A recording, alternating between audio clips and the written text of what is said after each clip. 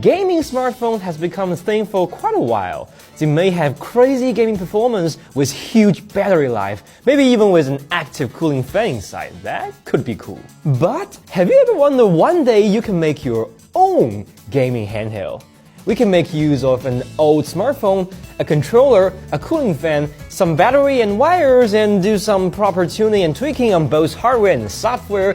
It can not only perform better than some new flagship smartphones, but also cost way less than you expected. And today, you're gonna see exactly that. Let me introduce you what I call the Mi 90 Pro.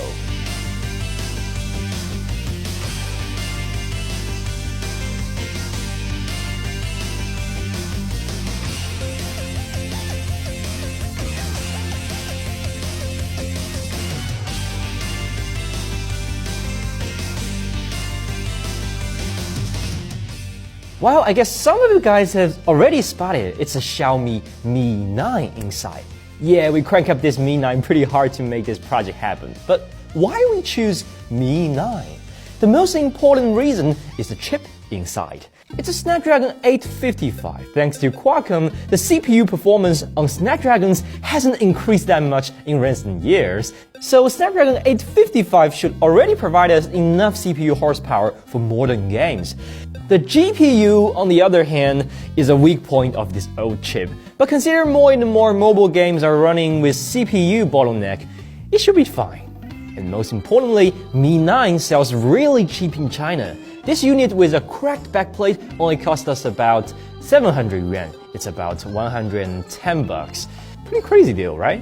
To be honest, Mi 9 is not so popular worldwide. And this 110 price tag is just too good to be true for the global market. For you guys, I would recommend OnePlus 7T, which is a slightly more expensive but more available phone. You can easily find one under 150 bucks in the used market, or maybe Google Pixel 4, which has a similar price tag. Anyway, an old flagship powered by Snapdragon 855 with decent community support should be fine.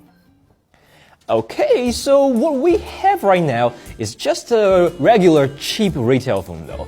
To make a gaming phone, we might have to tune it by a little bit. Let's start with the battery. One of the very common complaints about this Mi 9 is the battery life. 3300 mAh battery may be acceptable for a phone, but definitely not tolerable as a gaming device. So, we hooked 2 extra battery cells to the phone, making a total of 9900 mAh battery. To put it in comparison, that's more battery life than iPad Pro.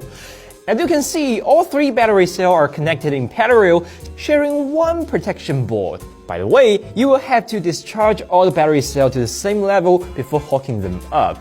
And also, we will have to modify the software to tell the system the size of the new battery, so Android will manage the battery like it has never been modified. Voila! As we can see in the battery info, our mega battery is good to go. Next, what are we gonna do? The chip. You don't expect me to swap the chip to make an upgrade, right? Well, it's not really an option on smartphone. However, what we can do is overclocking. The factory firmware from Xiaomi has tuned this Snapdragon 855 way too slow. Even though the Prime-Core A76 is clocked at 2.8 GHz by default, it will never reach that peak performance in real-world gaming. In fact, it's not even reaching 2 GHz in our Genshin Impact benchmark. That is not acceptable for gaming. So what are we gonna do? We're gonna boost the CPU clock speed by tuning our CPU governor. That could be done by kernel management software after rooting your phone. You can find a bunch of them on Play Store. The one we choose is SmartPack. This fancy little app allowed us to select the maximum and minimum frequency for all 3 types of cores, and right here we can change the behavior of the CPU governor. For example, here we are choosing performance mode, which will keep your clock speed as high as possible at all times. And that's for our CPU. For the GPU, we can also try to overclock the hell out of it. This Adreno 640 GPU in our Snapdragon is clocked at 585 MHz by default.